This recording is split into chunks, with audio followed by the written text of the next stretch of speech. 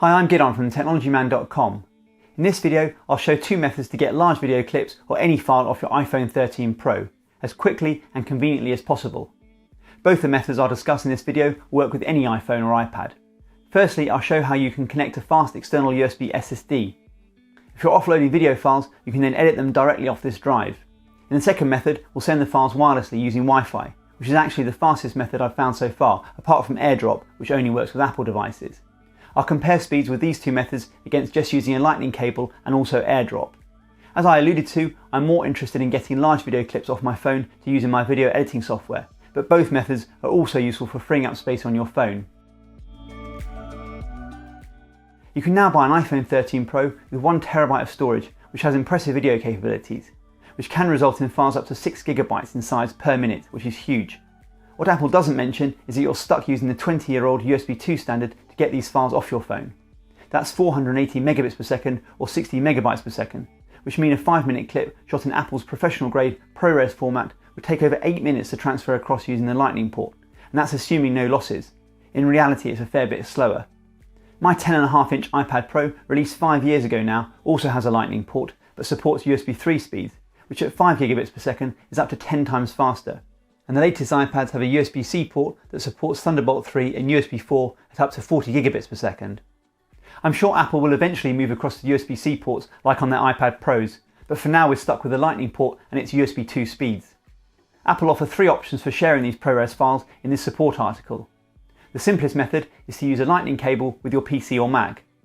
Then they suggest iCloud Photos, which is not realistic for large video files unless you have an insane broadband connection. And lastly, they recommend AirDrop. This only works between Apple devices, and if you don't have a very recent Apple device, AirDrop will transcode the ProRes file, which would make shooting ProRes pointless. For example, if I AirDrop ProRes files from my iPhone 13 Pro to my older iPad Pro to edit in LumaFusion, for example, they'll be downgraded to HEVC video files. But I could AirDrop them across to my even older 2012 MacBook Pro and then edit them in Final Cut Pro, for example. It's all a bit confusing and doesn't help me anyway, since I do my editing on a PC in Adobe Premiere Pro. If you shoot video with the Apple Camera app, the video files will be stored in your camera roll, and when you connect your phone to your computer with a lightning cable, you can just copy the files across as you would with files off an SD card, for example. Although Apple does make the folder structure very confusing, and if you have lots of media on your iPhone, it can be tricky finding the files you want to copy.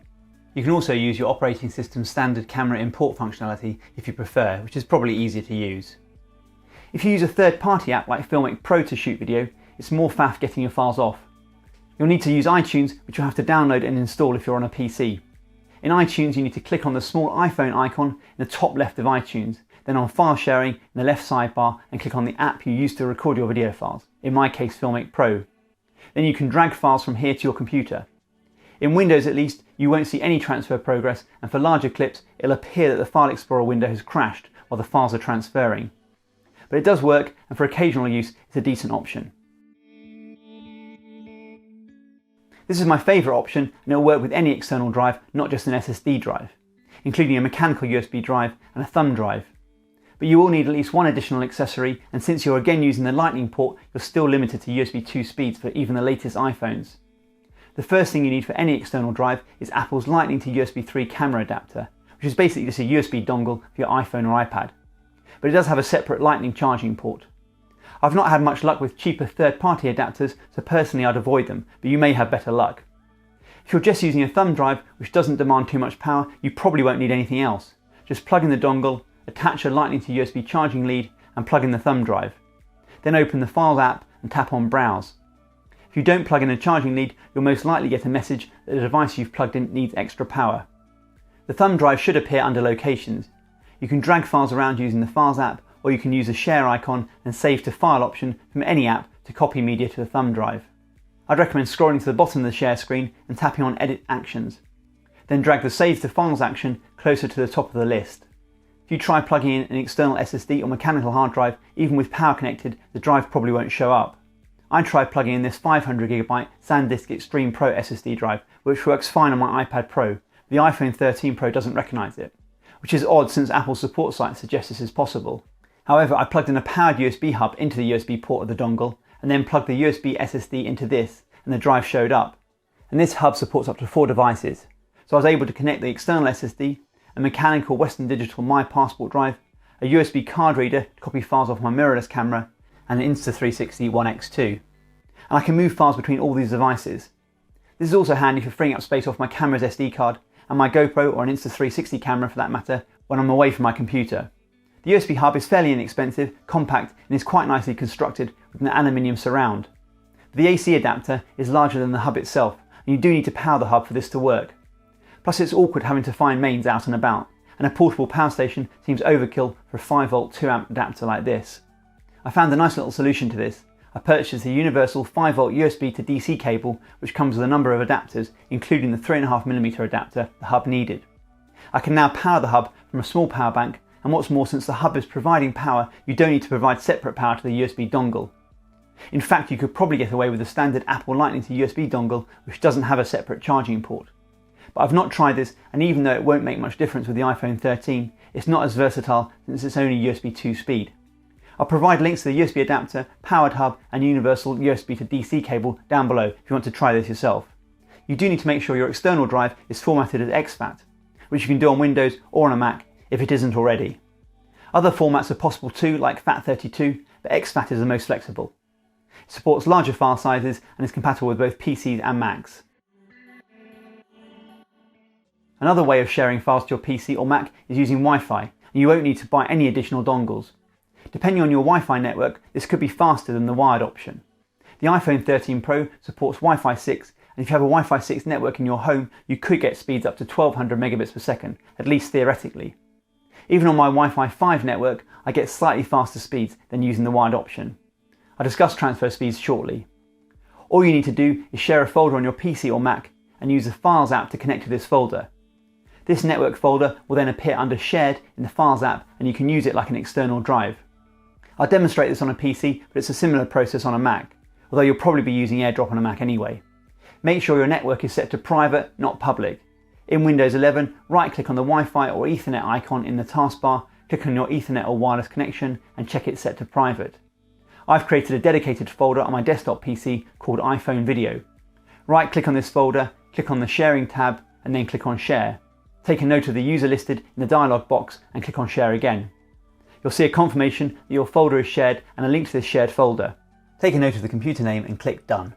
Now in the Files app on your iPhone, tap on the three dots in the top right of the screen and then tap Connect to Server. Enter the computer name you just noted down and tap on Connect. You'll be prompted for a username and password, which will be your Windows username and password. Your Windows folder will now be listed and you can use it like an external drive. This connection should be remembered, but if not, tap on the three dots again and you'll see it listed as a recent server. You can tap on this recent server and it should reconnect, remembering your credentials. If you don't want to mess around sharing folders on your network, you could use something like the free SnapDrop utility, which requires no setup. Navigate to snapdrop.net on both your iPhone browser and a web browser on your computer. On the iPhone, you'll see your computer show up with a unique name. Tap on this name and choose the file you want to send across. This generally works okay, but it's a lot slower and is less reliable than using the network sharing just described. I tested the transfer speeds of the various methods with a 6GB file, which is typically just 1 minute of ProRes 4K video. The fastest transfer I got was using AirDrop to my old MacBook Pro. The file took 1 minute and 30 seconds, which works out at 533 megabits per second or 67 megabytes per second. I'm sure it'd be even faster to a newer Mac. The next fastest time I got was using Wi-Fi and network sharing, which transferred the file in 2 minutes and 15 seconds or 44 megabytes per second. But I had to be pretty close to my UniFi 802.11ac Wi-Fi 5 wireless access point for these speeds. With a USB connection to my Mac, it took 2 minutes 30 seconds or 40 megabytes per second. Transferring the file across to the external SSD took 2 minutes 47 seconds or 36 megabytes per second. And the slowest transfers were with iTunes file sharing to a Windows PC, which took a painful 3 minutes and 57 seconds or 23 megabytes per second. Just for comparison, transferring this file from my iPad Pro, which supports USB 3 speeds over its Lightning port, took just 20 seconds or 300 megabytes per second across the external SSD connected to the powered USB hub. Interestingly, even though the external SSD will work with the iPad just using the USB 3 dongle and power from the Lightning cable, transfer speeds are 3 times faster using the powered hub. If you have a Mac, you'll get the fastest transfers using AirDrop. But if you're using a PC, that's not an option. You might be able to get the fastest speeds setting up a network share, but that will depend on your network. The most convenient method is to use the Files app and an external drive. You will need to spend up to £40 or $40 to get this working, depending on what you already have. And it's frustrating you're limited to USB 2 speeds. But it's very convenient, and I like being able to directly edit off the fast external SSD on a PC or my iPad Pro. It's a completely portable solution too, and is also useful for offloading files from your mirrorless camera's SD card or other devices like a GoPro. But I am still reluctant to fully embrace shooting in ProRes until Apple offers a faster wide interface to its iPhone range. Shooting in the standard H.265 format, file sizes are much smaller and transfer speeds using all these options are far more acceptable. If you found a better solution for getting files off your iPhone, I'd love to hear about it. Let me know down below. And as always, if you have any questions, please ask. I read every comment and I'll do my best to respond. I do hope you found this video useful. Please like the video if you did. I'm releasing videos every week on the latest technology and how to get the most out of it, so please make sure you subscribe. And don't forget to tap the bell icon if you want to get notified as soon as a new video gets uploaded. Thanks for watching.